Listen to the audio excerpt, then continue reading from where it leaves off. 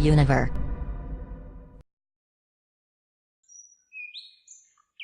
Résumé du roman.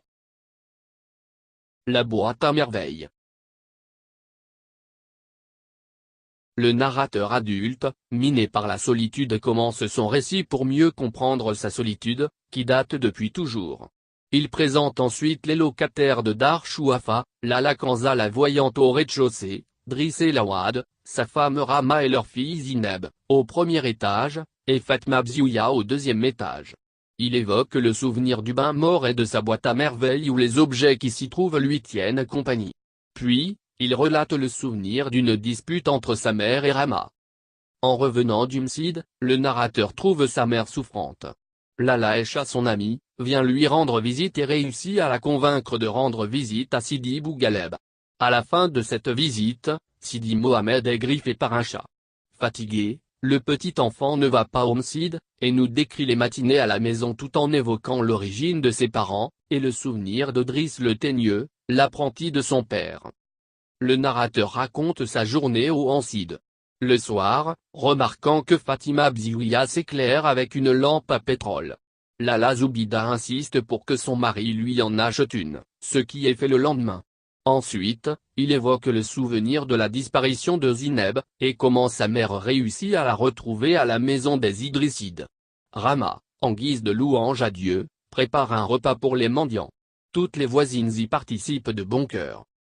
Les premiers jours de printemps, Lala Zoubida et son fils rendent visite à Lala Aisha. Sidi Mohamed profite de l'occasion pour jouer avec les enfants des voisins. Lala Aisha raconte ensuite à son ami les malheurs de son mari avec son associé Abdelkader. Lendemain, la mère rapporte ce récit malheureux à son mari. Celui-ci va évoquer devant le petit Sidi Mohamed le souvenir d'Abdellah l'épicier qui racontait des histoires. Un mercredi, le fki explique à ses élèves ses projets pour Ashura. À la maison, Lala Zoubida ne se fatigue pas à raconter les malheurs, de Lala Aisha à Fatima, puis à Rama, leur faisant promettre de garder le secret. Ensuite, le narrateur relate le souvenir de la mort de Sidi Bintar.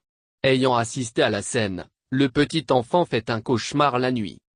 Pendant les préparatifs pour Ashura au Msid, le fki organise le travail et forme des équipes. Le petit Sidi Mohamed est nommé chef des frotteurs. Le matin suivant, il accompagne sa mère à la Kissaria pour acheter un nouveau gilet. De retour chez lui, Sidi Mohamed se dispute avec Zineb. Sa mère se met en colère. Triste et pris de faim, le petit enfant plonge dans ses rêveries. Le narrateur nous rapporte ensuite l'histoire de Lala Khadija et son mari l'oncle Othman, racontée aux voisines par Rama.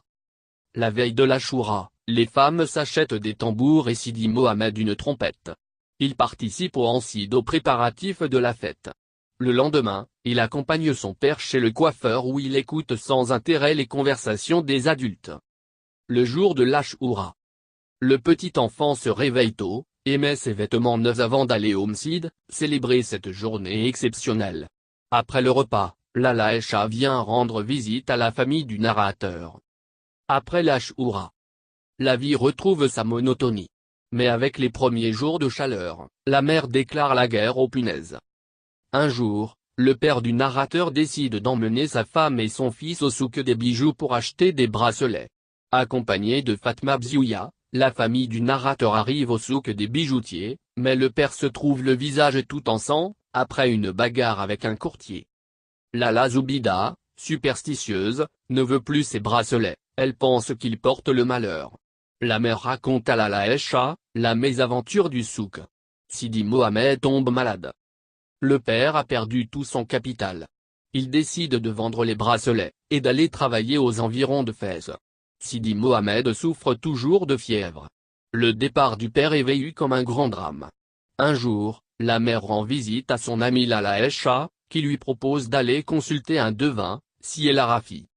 Le narrateur évoque le souvenir du voyant Sidi El Arafi. Lala Zoubida rentre chez elle tout en gardant le secret de la visite. Elle décide de garder son enfant à la maison, et de l'emmener chaque semaine, faire la visite d'un marabout. Un matin elle reçoit la visite d'un envoyé de son mari. Lala Aisha prie son ami de lui rendre visite le lendemain, parce qu'elle a des choses à lui raconter. Chez Lala Aisha, les femmes discutent. Elle reçoit la visite de Salama, qui raconte son rôle dans le mariage de Silarbi avec la fille du coiffeur et les problèmes du nouveau couple. Le narrateur dans le dernier chapitre raconte le retour de son père. Sidi Mohamed raconte à son père les événements passés pendant son absence. Le père du narrateur apprend que Monsieur Larbi s'est séparé avec sa jeune épouse. Sidi Mohamed, toujours aussi solitaire qu'au début, et aussi rêveur, sort sa boîte à merveilles, et se laisse bercer par ses rêves. Univer. Subscribe now to receive the next videos. S'abonner maintenant, pour recevoir les prochaines vidéos.